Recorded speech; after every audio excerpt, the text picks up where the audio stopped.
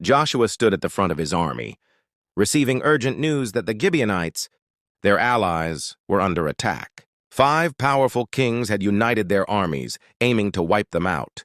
Without hesitation, Joshua gathered the Israelite forces, rallying them with words of faith and promise. He reminded them that with God on their side, victory was theirs no matter how impossible it seemed.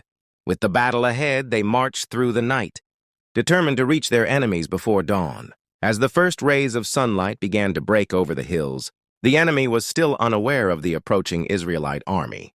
Then, without warning, the Israelites launched a surprise attack, catching the enemy off guard and throwing them into chaos. The enemy soldiers panicked as they tried to regroup, but the Israelites pressed on, gaining the upper hand. But Joshua, looking up, saw the sun starting to dip below the horizon. Time was running out. With boldness and faith, he raised his hands to the sky and cried out, "Sun, stand still over Gibeon, and moon over the valley of Aijalon." And then, in a moment of awe, the sun stopped. Time itself stood still. The battle continued, but the day stretched on. No shadows growing longer, no darkness falling.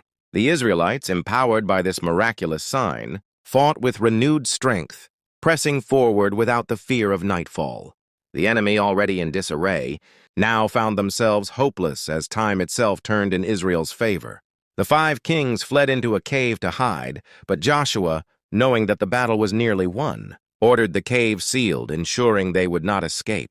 From above, a sudden storm of hailstones rained down, striking the enemy and causing even more confusion.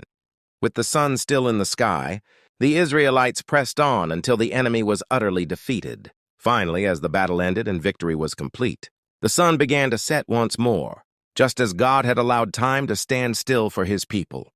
Joshua and the Israelites knew that this day, this miracle, would be remembered forever. There had never been a day like it, when God answered with such a sign, halting the heavens themselves for his people. For more Bible stories, subscribe, like, and share.